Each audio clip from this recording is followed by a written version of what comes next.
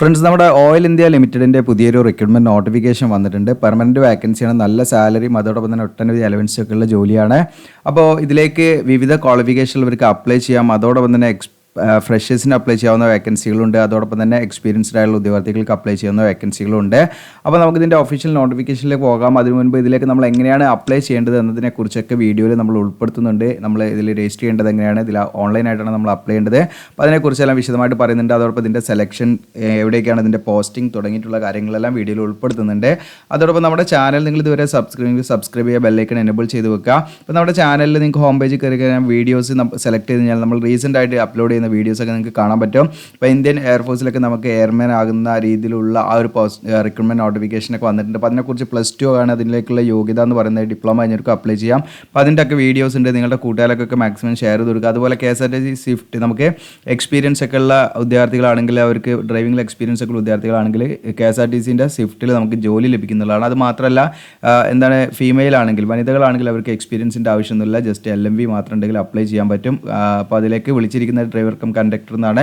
അതുപോലെ തന്നെ നമുക്ക് ഇവിടെ കാണാം, ഹിന്ദുസ്ഥാൻ പെട്രോളിയം കോർപ്പറേഷൻ ലിമിറ്റഡിൽ വിളിച്ചിട്ടുണ്ട് ഫ്രഷറിന്. അപ്പോൾ അത് കുറേ കാര്യങ്ങൾ ഇവിടെ ഒരുപാട് നോട്ടിഫിക്കേഷൻ ഇത് നേവിയിലേക്ക് വിളിച്ചിട്ടുണ്ട്. അതുപോലെ തന്നെ എല്ലാം നിങ്ങൾക്ക് ഇവിടെ ഒരു ഓർഡറായിട്ട് നമ്മൾ റീസെൻ്റ് ആയിട്ട് അപ്ലോഡ് ചെയ്യുന്നതിന് കാണാൻ പറ്റും. നമ്മുടെ ചാനൽ നിങ്ങൾ സബ്സ്ക്രൈബ് ചെയ്യുക, ബെല്ലൈക്കൺ എനേബിൾ ചെയ്ത് വെക്കുക. അപ്പോൾ നമുക്ക് ഇതിൻ്റെ ഒഫീഷ്യൽ നോട്ടിഫിക്കേഷനിലേക്ക് നോക്കാം.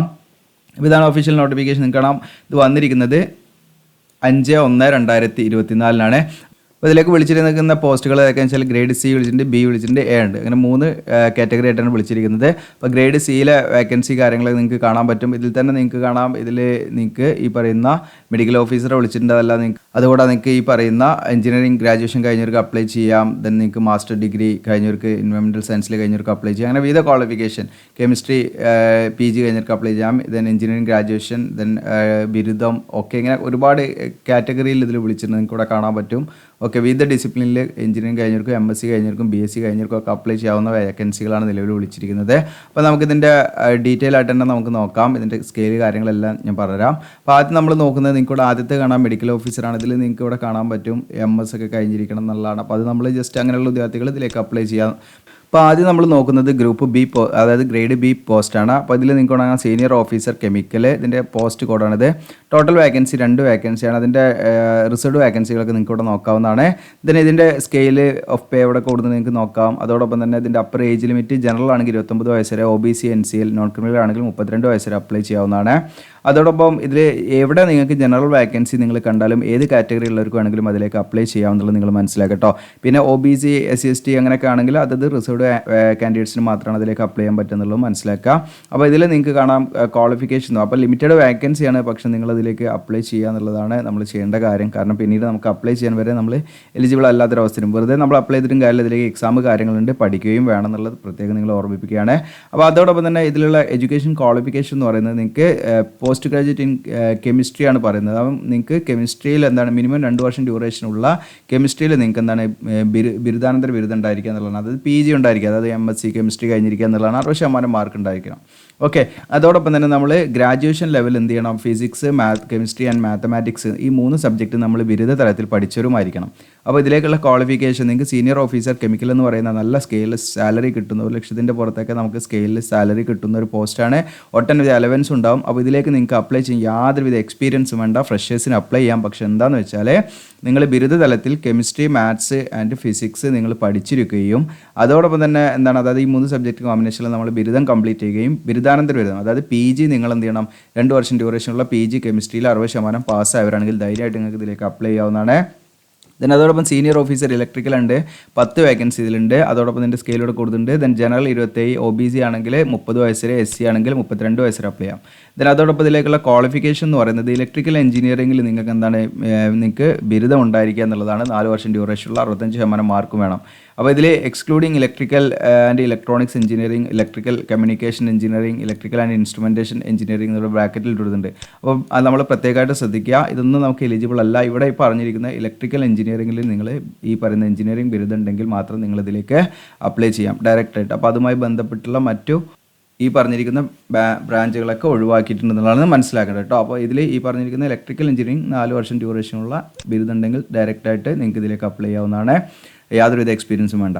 Then senior officer fire and safety ആണ് 11 വേക്കൻസി ഇതിലുണ്ട്. ഇതിൻ്റെ സ്കെയിൽ കാര്യങ്ങളൊക്കെ കൂടെ നോക്കാം നിങ്ങൾക്ക്. അതോടൊപ്പം തന്നെ ഇതിലേക്ക് നിങ്ങൾക്ക് കാണാം bachelors degree in safety and fire engineering 4 വർഷം ഡ്യൂറേഷനുള്ള ആ ഒരു സേഫ്റ്റി ആൻഡ് ഫയർ എഞ്ചിനീയറിംഗിൽ ബാച്ചിലേഴ്സ് ഡിഗ്രി ഉണ്ടായിരിക്കുക എന്നുള്ളതാണ്. 65% മാർക്ക് മതി. വേറെ യാതൊരുവിധ എക്സ്പീരിയൻസോ ഒന്നും വേണ്ട എന്നുള്ളത് മനസ്സിലാക്കുക. അപ്പോൾ നിങ്ങളുടെ കൂട്ടുകാരികളൊക്കെ ഉണ്ട്, പ്രത്യേകം നിങ്ങൾ ഷെയർ ചെയ്ത് കൊടുക്കുക. ദെൻ സീനിയർ അക്കൗണ്ട്സ് ഓഫീസറും സീനിയർ ഇൻറ്റേർണൽ ഓഡിറ്ററാണ് 11 വേക്കൻസി അതിലുണ്ട്. ഇതിൽ അസോസിയേറ്റ് മെമ്പർ ഓഫ് ICAI അല്ലെങ്കിൽ ICMI കഴിഞ്ഞവർക്ക് ഇതിലേക്ക് അപ്ലൈ ചെയ്യാവുന്നതാണ്. എലിജിബിൾ ആണെങ്കിൽ നിങ്ങൾക്ക് ഇതിലേക്ക് അപ്ലൈ ചെയ്യാം. വേറെ എക്സ്പീരിയൻസോ കാര്യങ്ങളൊന്നും വേണ്ട. അതോടൊപ്പം തന്നെ സീനിയർ ഓഫീസർ മെക്കാനിക്കലാണ്. ഇതിൽ നിങ്ങൾക്ക് 41 വേക്കൻസി ഉണ്ട്. അപ്പോൾ കൂടുതൽ വേക്കൻസി ഇതിലാണ്. അപ്പോൾ ഇതിൻ്റെ സ്കെയിലൊക്കെ നിങ്ങൾക്ക് കണക്ക് നമുക്ക് 1 ലക്ഷത്തിൻ്റെ മുകളിൽ അല്ലെങ്കിൽ അടുത്ത സാലറി കിട്ടുന്ന പൊസിഷനാണിത്. മാത്രമല്ല ഒട്ടനവധി അലവൻസ് ഇതിൻ്റെ കൂടെ ഉണ്ടായിരിക്കുന്നതാണ്. അപ്പോൾ ഇതിലേക്ക് നിങ്ങൾക്ക് bachelors degree of minimum 4 year ഡ്യൂറേഷനുള്ള മെക്കാനിക്കൽ എഞ്ചിനീയറിംഗിൽ 65% മാർക്കോടുകൂടി ബാച്ചിലേഴ്സ് ഡിഗ്രി എഞ്ചിനീയറിംഗ് കഴിഞ്ഞിരിക്കുക എന്നുള്ളതാണ് ഈ പറഞ്ഞിരിക്കുന്ന മെക്കാനിക്കൽ എഞ്ചിനീയറിംഗ്. അതിൽ എക്സ്ക്ലൂഡ് ചെയ്തത് ഇവിടെ കൊടുത്തിട്ട് നിങ്ങൾക്ക് എക്സ്ക്ലൂഡിങ് ഓട്ടോമേഷൻ, ഓട്ടോമൊബൈൽ ഇതൊന്നും പറ്റില്ല കേട്ടോ. ഓക്കെ, അപ്പോൾ ഈ പറഞ്ഞിരിക്കുന്ന മെക്കാനിക്കൽ എഞ്ചിനീയറിംഗ് നിങ്ങൾ ഈ പറഞ്ഞിരിക്കുന്ന 65% മാർക്ക് ഉണ്ടെങ്കിൽ നിങ്ങൾക്ക് അതിലേക്ക് അപ്ലൈ ചെയ്യാം. ദെൻ അടുത്തത് സീനിയർ ഓഫീസർ IT ആണ്, ഇൻഫർമേഷൻ ടെക്നോളജിയാണ്. 3 വേക്കൻസിയാണ്. ഇതിൽ നിങ്ങൾക്ക് bachelors degree in computer science or IT engineering കഴിഞ്ഞവർക്ക് അപ്ലൈ ചെയ്യാം. അതായത് IT-ലോ അല്ലെങ്കിൽ ഈ പറഞ്ഞിരിക്കുന്ന കമ്പ്യൂട്ടർ സയൻസിലോ ഒക്കെ നിങ്ങൾക്ക് BA or BTech അല്ലെങ്കിൽ ഈ പറഞ്ഞിരിക്കുന്ന എഞ്ചിനീയറിംഗ് ഗ്രാജുവേഷൻ ഉണ്ടെങ്കിൽ തീർച്ചയായിട്ടും ഇതിലേക്ക് അപ്ലൈ ചെയ്യാം. 4 വർഷം ഡ്യൂറേഷൻ ഉള്ളതായിരിക്കണം. ദെൻ 65% മാർക്ക് ഉണ്ടായിരിക്കണം എന്നുള്ളതും പ്രത്യേകം ശ്രദ്ധിക്കുക. ഇതിനടുത്ത് senior officer electronics and communication ആണ്. 6 വേക്കൻസിയാണ്. ഇതിൽ നിങ്ങൾക്ക് ഏജ് ലിമിറ്റ് നേരത്തെ ഞാൻ പറഞ്ഞിട്ടില്ല, സോറി. ഇപ്പോൾ സീനിയർ ഓഫീസർ മെക്കാനിക്കൽ ആണെങ്കിൽ നമുക്ക് ഇത് 27 ആണ്. ജനറൽ EWS ആണെങ്കിൽ OBC ആണെങ്കിൽ 30. അതോടൊപ്പം തന്നെ SC ST ആണെങ്കിൽ 32. ദെൻ അടുത്ത സീനിയർ ഓഫീസർ IT ആണെങ്കിൽ ജനറൽ 27, OBCക്ക് 30. ഓക്കെ, ഇതിനടുത്ത് senior officer electronics and communication general 27, OBC ആണെങ്കിൽ 30. ഇതിലേക്കുള്ള ക്വാളിഫിക്കേഷൻ എന്ന് പറയുന്നത് നിങ്ങൾക്ക് bachelors degree of minimum 4 years ഡ്യൂറേഷനുള്ള ഇലക്ട്രോണിക്സ് ആൻഡ് കമ്മ്യൂണിക്കേഷൻ അല്ലെങ്കിൽ ഇലക്ട്രോണിക്സ് ആൻഡ് ടെലി കമ്മ്യൂണിക്കേഷൻ എഞ്ചിനീയറിംഗിലുള്ള ബാച്ചിലേഴ്സ് ഡിഗ്രിയാണ്. അപ്പോൾ ഇത്ര BA or BTech ഒക്കെ ഉണ്ടെങ്കിൽ നിങ്ങൾക്ക് തീർച്ചയായിട്ടും ഇതിലേക്ക് അപ്ലൈ ചെയ്യാവുന്നതാണ്. 65% മാർക്ക് വേണം. അത് എക്സ്ക്ലൂഡിംഗ് ഉള്ള ഏതൊക്കെയാണെന്ന് ഇവിടെ കൊടുത്തിട്ടുണ്ട്. ഇതൊന്നും നമുക്കിതിലേക്ക് എന്താ സ്യൂട്ടബിൾ അല്ല, നിങ്ങൾ മനസ്സിലാക്കുക കേട്ടോ. അടുത്തത് സീനിയർ ഓഫീസർ പെട്രോളിയം ആണ്. 5 വേക്കൻസി ഉണ്ട്. 29 ജനറൽ കാൻഡിഡേറ്റ്സിന് അപ്ലൈ ചെയ്യാനുള്ള ഏജ് ലിമിറ്റ്. അപ്പോൾ ഏജ് ലിമിറ്റ് ഒക്കെ കണക്കാക്കുന്നത് വെച്ചാൽ 29/1/2024 കണക്കാക്കിയിട്ടാണ് കേട്ടോ. ഓക്കെ, ദെൻ OBC NCയിലാണെങ്കിൽ 32, SC ആണെങ്കിൽ 34 വേക്കൻസി. അപ്പോൾ ഇതിലേക്ക് നിങ്ങൾക്ക് അപ്ലൈ ചെയ്യാൻ പെട്രോളിയം എഞ്ചിനീയറിംഗ് അല്ലെങ്കിൽ ടെക്നോളജിയിൽ നിങ്ങൾക്ക് ഈ പറഞ്ഞിരിക്കുന്ന മാസ്റ്റേഴ്സ് ഡിഗ്രി ഉണ്ടായിരിക്കുക എന്നുള്ളതാണ്. 2 വർഷം ഡ്യൂറേഷനുള്ള 60% മാർക്ക് വേണം. അതോടൊപ്പം തന്നെ നിങ്ങൾക്ക് ഗ്രാജുവേഷനിൽ നിങ്ങൾ എഞ്ചിനീയറിംഗ് ഗ്രാജുവേഷൻ ആയിരിക്കണം കഴിഞ്ഞിരിക്കേണ്ടതെന്നുള്ളതാണ്. ഓക്കെ, ബിരുദം നമ്മൾ എഞ്ചിനീയറിംഗ് പഠിച്ചിരിക്കണം. അതോടൊപ്പം തന്നെ ഈ പറഞ്ഞിരിക്കുന്ന അത് ഏത് ബ്രാഞ്ചാണെങ്കിലും കുഴപ്പമില്ല, ജസ്റ്റ് നമുക്ക് എന്താണ് ഒരു എഞ്ചിനീയറിംഗ് ഗ്രാജുവേഷൻ ഉണ്ടായിരിക്കണം എന്നുള്ളൂ. അതോടൊപ്പം തന്നെ ഈ പറഞ്ഞിരിക്കുന്ന പെട്രോളിയം എഞ്ചിനീയറിംഗിലോ ടെക്നോളജിയിലോ നിങ്ങൾ മാസ്റ്റേഴ്സ് ഡിഗ്രിയോ ഉണ്ടായിരിക്കണം എന്നുള്ളതാണ്. ഓക്കെ, അടുത്ത നമുക്ക് സീനിയർ ജിയോളജിസ്റ്റ് ആണ്. 3 വേക്കൻസിയാണ്. ഇതിൽ നിങ്ങൾക്ക് OBCക്ക് മാത്രമാണ് വേക്കൻസി നിലവിൽ വന്നിരിക്കുന്നത്. 32 ആണ് ഏജ് ലിമിറ്റ് ഇതിലേക്ക് അപ്ലൈ ചെയ്യാനുള്ള. ഇതിലേക്ക് നിങ്ങൾക്ക് ജിയോളജിയോ അല്ലെങ്കിൽ അപ്ലൈഡ് ജിയോളജിയിലുള്ള പോസ്റ്റ് ഗ്രാജുവേറ്റ് ഡിഗ്രിയാണ് MSc കഴിഞ്ഞവർക്ക് ഇതിലേക്ക് അപ്ലൈ ചെയ്യാം. 2 വർഷം ഡ്യൂറേഷനുള്ള 60% മാർക്ക് വേണമെന്നുള്ളതാണ്. അതോടൊപ്പം തന്നെ നമ്മൾ ഗ്രാജുവേഷൻ ലെവലിൽ മാത്തമാറ്റിക്സ് ഒരു സബ്ജക്റ്റായിട്ടും പഠിക്കണം. ഓക്കെ, ജസ്റ്റ് MSc മാത്രം പോരാ, MSc geology or applied geology മാത്രം പോരാ, നമ്മൾ ഡിഗ്രി ലെവലിൽ എന്ത് ചെയ്യണം, നമ്മൾ മാത്തമാറ്റിക്സ് ഒരു സബ്ജക്റ്റായിട്ട് പഠിച്ചിരിക്കുകയും വേണം എന്നുള്ള പ്രത്യേകം ശ്രദ്ധിക്കുക. അടുത്ത സീനിയർ ഓഫീസർ HR ആണ്. 3 വേക്കൻസി ഉണ്ട്. ഇതിൻ്റെ OBCക്ക് 32 വയസ്സിൽ അപ്ലൈ ചെയ്യാം. ഇതിലും OBCക്ക് മാത്രമാണ് വേക്കൻസി ഉള്ളത്. ഇതിന് MBA വിത്ത് സ്പെഷ്യലൈസേഷൻ ആണ് പറയുന്നത്. അത് ഈ പറഞ്ഞിരിക്കുന്ന പേഴ്സണൽ മാനേജ്മെൻറ്റ് അല്ലെങ്കിൽ HR, HRD, HRM ഈ പറഞ്ഞിരിക്കുന്ന മേഖലയിൽ MBA ഉണ്ടായിരിക്കുക എന്നുള്ളതാണ്. സ്പെഷ്യലൈസേഷനോടുകൂടി 2 വർഷം ഡ്യൂറേഷൻ ഉള്ളതായിരിക്കണം. 60% മാർക്ക് വേണം. ഇനി അതല്ല നിങ്ങൾക്ക് post graduate degree in personnel മാനേജ്മെൻറ്റോ അല്ലെങ്കിൽ ഇൻഡസ്ട്രിയൽ റിലേഷൻ, ലേബർ വെൽഫെയർ ഇതൊക്കെ കഴിഞ്ഞവർക്കും ഇതിലേക്ക് അപ്ലൈ ചെയ്യാം. ഈ പറഞ്ഞിരിക്കുന്ന മേഖലയിൽ പോസ്റ്റ് ഗ്രാജുവേറ്റ് ഡിഗ്രി കഴിഞ്ഞവർക്കും PG കഴിഞ്ഞവർക്കും അപ്ലൈ ചെയ്യാം. 2 വർഷം ഡ്യൂറേഷനിലായിരിക്കണം. 60% മാർക്ക് ഉണ്ടായിരിക്കണം. ഇനി അതും അല്ലെങ്കിൽ നിങ്ങൾക്ക് 2 വർഷം ഡ്യൂറേഷനുള്ള full time post graduate diploma കഴിഞ്ഞവരാണെങ്കിൽ അപ്ലൈ ചെയ്യാം. ഈ പറഞ്ഞിരിക്കുന്ന PM, IR, ലേബർ വെൽഫെയർ പറഞ്ഞിരിക്കുന്ന മേഖലയുമായി ബന്ധപ്പെട്ട് പോസ്റ്റ് ഗ്രാജുവേറ്റ് ഡിപ്ലോമ കഴിഞ്ഞവരാണെങ്കിൽ അപ്ലൈ ചെയ്യാം. 60% മാർക്ക് വേണം. ഇനി അതും അല്ലെങ്കിൽ PGDM അല്ലെങ്കിൽ MBA with specialisation HR from IIM with minimum 60% മാർക്കോട് 2 വർഷം ഡ്യൂറേഷനിൽ കഴിഞ്ഞെങ്കിലും അപ്ലൈ ചെയ്യാം. അപ്പോൾ ഈ പറഞ്ഞിരിക്കുന്ന PGDM അല്ലെങ്കിൽ MBA ഈ പറയുന്ന HR-ലുള്ള സ്പെഷ്യലൈസേഷനോടുകൂടി നമ്മൾ IIM നമ്മൾ 60% മാർക്കോട് പാസ്സാകാനാണെങ്കിലും ഇതിലേക്ക് ഡയറക്റ്റായിട്ട് നിങ്ങൾക്ക് അപ്ലൈ ചെയ്യാം. ഓക്കെ, ഇതിനകത്ത് സീനിയർ ഓഫീസർ നമുക്ക് 2 വേക്കൻസിയാണ്. ഇതിലേക്കുള്ള ക്വാളിഫിക്കേഷൻ ഏജ് ലിമിറ്റ് എന്ന് പറയുന്നത് OBCക്കാണ് ഇതിൽ വേക്കൻസി 30 or 32. അതായത് പോസ്റ്റ് ഗ്രാജുവേറ്റ് ഡിഗ്രി ആണെങ്കിൽ നേരത്തെ നമ്മൾ പറഞ്ഞില്ലേ അതിനെപ്പോലെ തന്നെ പോസ്റ്റ് ഗ്രാജുവേറ്റ് PG കഴിഞ്ഞ ഉദ്യോഗാർത്ഥികളാണെങ്കിൽ ഇതിലേക്ക് അപ്ലൈ ചെയ്തെങ്കിൽ 32, PG ഡിഗ്രി വെച്ചിട്ടുള്ള എഞ്ചിനീയറിംഗ് ഗ്രാജുവേഷൻ വെച്ച് അപ്ലൈ ചെയ്യുകയാണെങ്കിൽ അവർക്ക് 30 വയസ്സിലേയും അപ്ലൈ ചെയ്യാം. ഓക്കെ, അപ്പോൾ ഇതിലേക്ക് നിങ്ങൾക്ക് നേരത്തെ പറഞ്ഞ പോലെ bachelors degree in environmental engineering ആണ്. 4 വർഷം ഡ്യൂറേഷനുള്ള 65% മാർക്ക് വേണം. ഇനി അതല്ലെങ്കിൽ bachelors degree in any branch of engineering നമ്മൾ 4 വർഷം ഡ്യൂറേഷന് കഴിഞ്ഞിരിക്കുക എന്നുള്ളതാണ്. പ്ലസ് അഡീഷണൽ ആയിട്ട് നമുക്ക് എന്തും വേണം, masters degree in environmental engineering നമ്മൾ 2 വർഷം ഡ്യൂറേഷനുള്ള 60% മാർക്കോട് പാസ്സായിരിക്കണം. ഓക്കെ, അപ്പോൾ ഞാൻ പറഞ്ഞതെന്ന് വെച്ചാൽ ഒന്നെങ്കിൽ നിങ്ങൾക്ക് എന്താണ് ഫ്രഷേഴ്സിന് ഇതിലേക്ക് അപ്ലൈ ചെയ്യാം, യാതൊരുവിധ എക്സ്പീരിയൻസോ കാര്യങ്ങളൊന്നും ഈ പോസ്റ്റിലേക്ക് വേണ്ട. പക്ഷേ എന്താണെന്ന് വെച്ചാൽ ഒന്നെങ്കിൽ നമുക്ക് 4 വർഷം ഡ്യൂറേഷനുള്ള എൻവയോൺമെൻറ്റൽ എഞ്ചിനീയറിംഗിൽ ബാച്ചിലേഴ്സ് ഡിഗ്രി ഉണ്ടെങ്കിൽ അതിലേക്ക് ഡയറക്റ്റായിട്ട് അപ്ലൈ ചെയ്യാം, 65% മാർക്ക് മതി.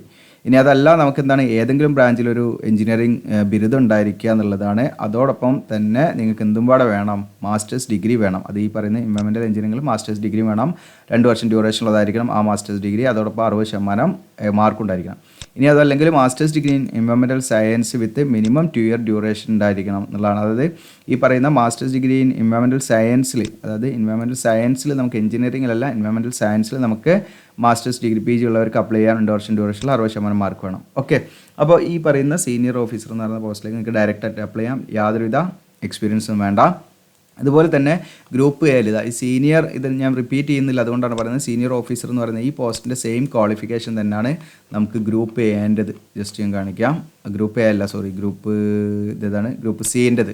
ഓക്കെ, ആ ഗ്രേഡ് സിൻ്റെത്. അപ്പോൾ ഗ്രേഡ് സിൻ്റെ നിങ്ങൾക്ക് കൂടെ കാണാം സൂപ്രിൻറ്റൻഡിങ് എഞ്ചിനീയർ എന്നാണ് എൻവയോൺമെൻറ്റ്. ഇതിലേക്ക് നിങ്ങൾക്ക് സെയിം ക്വാളിഫിക്കേഷനാണ് നമ്മൾ ഈ പറഞ്ഞിരിക്കുന്ന പോസ്റ്റ് കോഡ് നിങ്ങൾക്ക് കാണിക്കുക. ഇതാ ഈ പറഞ്ഞിരിക്കുന്ന HSC നിങ്ങൾക്ക് കാണാം 14 എന്ന് പറയുന്ന ഇതിൻ്റെ ആദ്യ സെയിം ക്വാളിഫിക്കേഷനാണ് ഈ പറയുന്ന പോസ്റ്റിനും നമ്മുടെ ENV 3 എന്ന് പറയുന്ന പോസ്റ്റിനും. പക്ഷെ എന്താണെന്ന് വെച്ചാൽ ഈ പോസ്റ്റിന് നമുക്ക് എന്ത് വേണം, ഒരു 4 വർഷത്തെ പോസ്റ്റ് ക്വാളിഫിക്കേഷൻ എക്സ്പീരിയൻസ് വേണം. ഓക്കെ, ഈ പോസ്റ്റിലേക്ക്. മറ്റേ പോസ്റ്റിലേക്ക് നമുക്കത് വേണ്ട, ഇതിലേക്ക് 4 വർഷത്തെ എക്സ്പീരിയൻസ് വേണം കേട്ടോ. അപ്പോൾ ഞാൻ റിപ്പീറ്റ് ചെയ്യുന്നില്ല. പിന്നെ മുകളിൽ നമുക്ക് MS MD ഒക്കെ കഴിഞ്ഞവർക്ക് അപ്ലൈ ചെയ്യാവുന്നതാണ്. മെഡിക്കലുമായിട്ട് ബന്ധപ്പെട്ടുകൊണ്ടാണ് നമ്മൾ സ്കിപ്പ് ചെയ്യുന്നത്. ഇനി അടുത്ത നിങ്ങൾക്ക് ഗ്രൂപ്പ് ഗ്രേഡ് എ ആണ്. ഇതിൽ നിങ്ങൾക്ക് കോൺഫിഡൻഷ്യൽ സെക്രട്ടറി ആണ്. ഇതിലൊരു വേക്കൻസി, ഇത് PWBD കാൻഡിഡേറ്റ്സിന് മാത്രമുള്ള വേക്കൻസിയാണ് കേട്ടോ. അത് നമുക്ക് ആർക്കും അപ്ലൈ ചെയ്യാൻ പറ്റില്ല, അങ്ങനെയുള്ള ഉദ്യോഗാർത്ഥികൾ അപ്ലൈ ചെയ്യാം. അതിൻ്റെ ക്വാളിഫിക്കേഷൻ എന്ന് പറയുന്നത് ജസ്റ്റ് നിങ്ങൾക്കൊരു ബിരുദം ഉണ്ടായിരിക്കുക എന്നുള്ളതാണ്. അതോടൊപ്പം തന്നെ 1-2 വർഷം, ഒന്നെങ്കിൽ 1 വർഷം ഡ്യൂറേഷൻ അല്ലെങ്കിൽ 2 വർഷം ഡ്യൂറേഷനുള്ള സെക്രട്ടറിയൽ പ്രാക്ടീസിലോ അല്ലെങ്കിൽ മോഡേൺ ഓഫീസ് മാനേജ്മെൻറ്റിലോ അല്ലെങ്കിൽ secretarial practice or executive assistant ഈ പറഞ്ഞിരിക്കുന്ന ഏതെങ്കിലും മേഖലയുമായി ബന്ധപ്പെട്ട് നിങ്ങൾക്കൊരു ഡിപ്ലോമ ഉണ്ടായിരിക്കുന്നതാണ്. അപ്പോൾ ഏതെങ്കിലും ബിരുദവും ഈ പറഞ്ഞിരിക്കുന്ന സെക്രട്ടറി പ്രാക്ടീസിലോ അല്ലെങ്കിൽ മോഡേൺ ഓഫീസിലോ അല്ലെങ്കിൽ ഈ പറയുന്ന മോഡേൺ ഓഫീസ് മാനേജ്മെൻറ്റിലോ അല്ലെങ്കിൽ secretary practice or executive assistant എന്ന് പറയുന്ന ഈ പറയുന്ന ഏതെങ്കിലും ഒരു മേഖലയിൽ നിങ്ങൾക്ക് 2 വർഷമോ അല്ലെങ്കിൽ 1 വർഷമോ, 1 വർഷമാണെങ്കിലും കുഴപ്പമില്ല, ഇനി 2 വർഷമാണെങ്കിലും കുഴപ്പമില്ല, ആ ഒരു ഡിപ്ലോമ നിങ്ങൾക്ക് ഉണ്ടായിരിക്കണം എന്നുള്ളതാണ്. അതോടൊപ്പം തന്നെ നമുക്ക് കമ്പ്യൂട്ടർ ആപ്ലിക്കേഷനൊക്കെ യൂസ് ചെയ്യാനുള്ളൊരു നോളജും ഉണ്ടാകണം, 2 വർഷത്തെ ഒരു മിനിമം എക്സ്പീരിയൻസും വേണം എന്നുള്ളത് പ്രത്യേകമായിട്ട് ശ്രദ്ധിക്കുക. അപ്പോൾ ഇത്രയാണ് ഇതിൻ്റെ എഡ്യൂക്കേഷൻ ക്വാളിഫിക്കേഷൻ.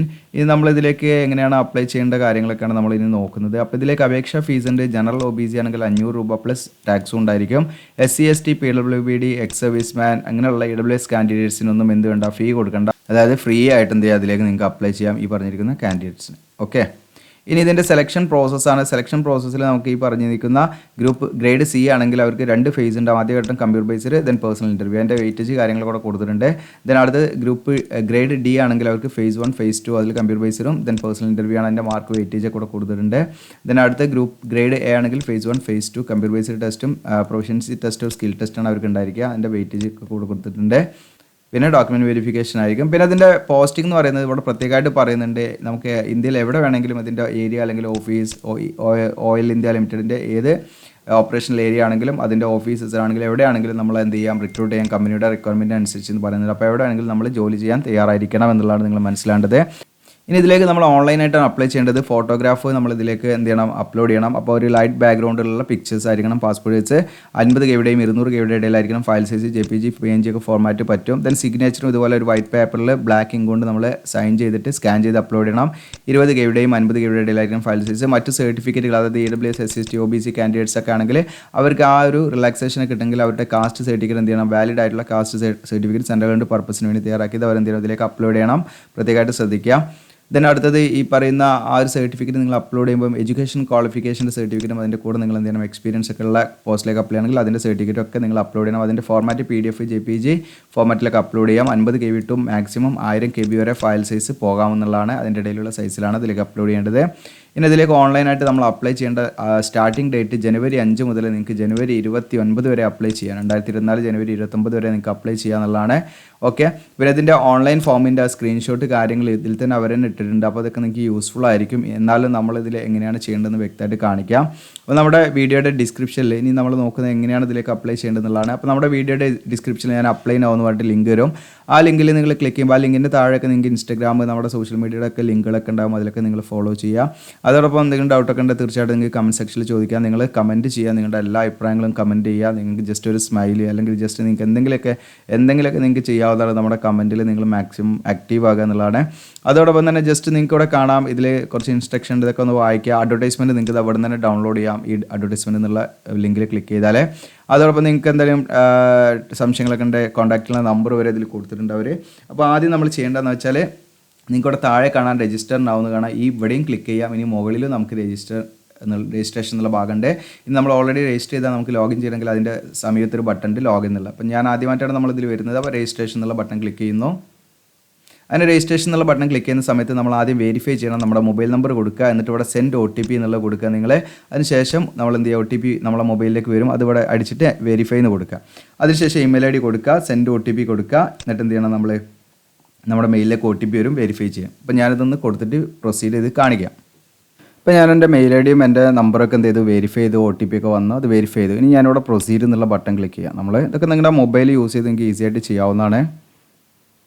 നിങ്ങൾക്ക് ഓൺലൈൻ ഫോം ഫില്ലിങ് ചെയ്യണമെങ്കിൽ നമ്മുടെ ഇൻസ്റ്റയുടെ ലിങ്ക് ഇതിൻ്റെ താഴെ ഉണ്ട്. അപ്പോൾ നിങ്ങൾ കോൺടാക്ട് ചെയ്യണമെങ്കിൽ സർവീസ് ചാർജ് ഉണ്ടായിരിക്കും കേട്ടോ. നമുക്ക് ഒരുപാട് സമയം ഇരിക്കണം. അപ്പോൾ നിങ്ങൾക്ക് ചെയ്യണമെങ്കിൽ നമ്മൾ ചെയ്തു തരാവുന്നതാണ്. ഓക്കെ, അപ്പോൾ നമ്മൾ ഇങ്ങനെ ഒരു ഫോമിലേക്കാണ് വന്നിരിക്കുന്നത്. അപ്പോൾ നിങ്ങൾക്ക് ഇവിടെ സൈനപ്പ് നമ്മൾ നിൽക്കുന്ന ഈ പറയുന്ന പേജിലാണ്. അപ്പോൾ നിങ്ങൾക്ക് ഇവിടെ കാണാൻ പറ്റും. ആദ്യം നമ്മൾ പോസ്റ്റ് സെലക്ട് ചെയ്യണം. ഏത് പോസ്റ്റിലേക്കാണ് നമ്മൾ അപ്ലൈ ചെയ്യുന്നത് വെച്ചാൽ നമ്മളത് സെലക്ട് ചെയ്യണം. ഓക്കെ, ഇപ്പം നമ്മൾ ജസ്റ്റ് ഞാൻ ഇതിൻ്റെ നോട്ടിഫിക്കേഷൻ പറഞ്ഞുതരാം നിങ്ങൾക്ക്. ജസ്റ്റ് ഇപ്പം ഞാൻ അപ്ലൈ ചെയ്യുന്നത്,